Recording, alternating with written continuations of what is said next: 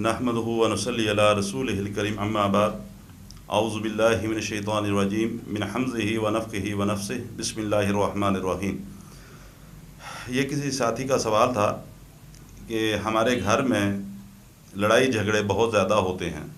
मियाँ बीवी के दरमियान बहुत ज़्यादा लड़ाई झगड़े होते हैं, तो कोई वजीफ़ा बता दें कि जिससे जो है हमारे घर में लड़ाई झगड़े ख़त्म हो जाए। तो सबसे पहली बात जो मैं अर्ज़ करना चाहूँगा वो ये है कि पहली बात इस चीज़ की वजह तलाश करना ज़रूरी है कि आखिर लड़ाई और झगड़ा होता क्यों है। दीन इस्लाम एक ऐसा प्यारा और मुकम्मल दीन है कि अल्लाह ताला ने हर चीज़ के बारे में इसमें रहनुमाई फरमाई। घरों में इख्तलाफात, लड़ाई झगड़े उस वक़्त ज़्यादा होते हैं कि जिस वक़्त हम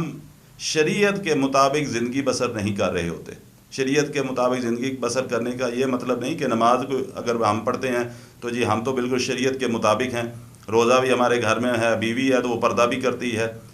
ये चीज़ें सारी की सारी शरीयत के अंदर तो हो सकती हैं, लेकिन असल जो सबसे बुनियादी नुक्ता ये है कि अल्लाह सुब्हानहू व तआला ने फैमिलीज़ के रहने का कुछ ज़ाब्ते बनाए हैं कि घर में अगर वालदा भी रह रही है, हमशीरा भी रह रही है, बीवी भी रह रही है, तो उस वक़्त मर्द ने कैसे ज़िंदगी बसर करनी है। हमारे माशरे में सबसे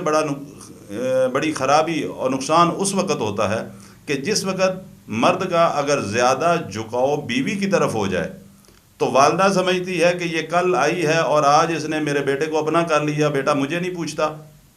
उस वजह से सास और बहू के दरमियान झगड़ा शुरू हो जाता है। बाज़ औक़ात